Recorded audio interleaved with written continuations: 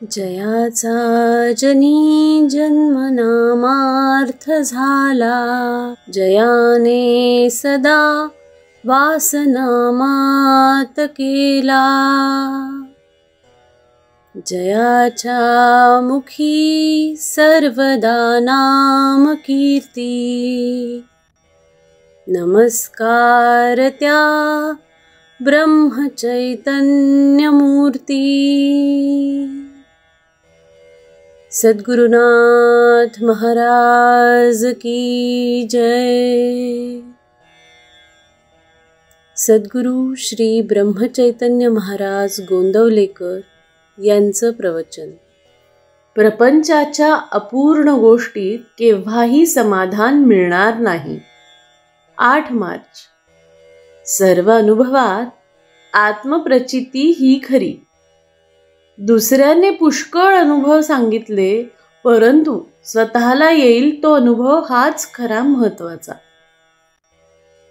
आत्मप्रचितीने जागरूकता येईल, भाव वाढेल, साधनाला जोर येईल आणि भगवत प्राप्ती लवकर होईल. संतांनी पुष्कळ गोष्टी आजवर आपल्याला सांगितल्या, परंतु त्यांना देव जसा हवासा वाटला तसा आपल्याला वाटतो का? प्रपंच करीत असताना भगवंताची आपल्याला आवश्यकता वाटते का?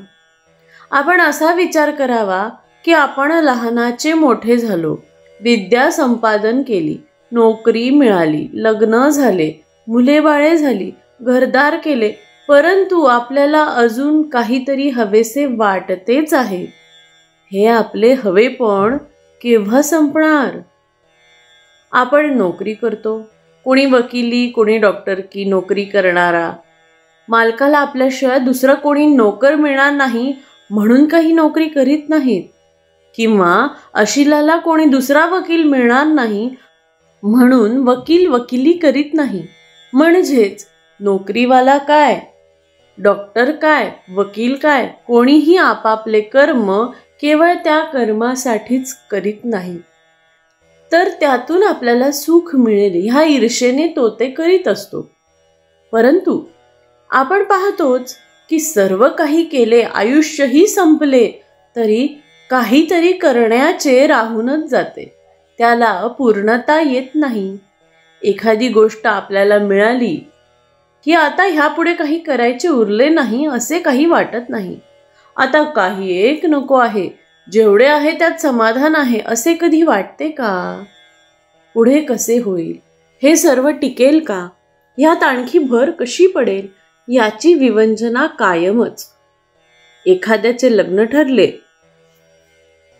ते झाले की आता प्रपंचाची काळजी मिटली असे वाटते का?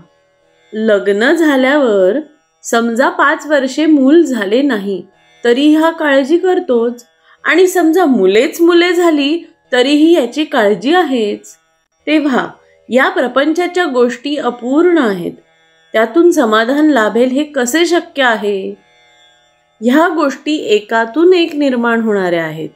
ज्या ज्या म्हणून सुखाच्या गोष्टी मानल्या त्या सर्व जरी एकत्र केल्या तरी त्यातून समाधान निर्माण होणार नाही. ज्या गोष्टी अपूर्णच आहेत त्यातून पूर्ण स्वरूप असलेले समाधान कसे लाभेल? समजा एका वेड्याच्या इस्पितळात 200 वेडे आहेत.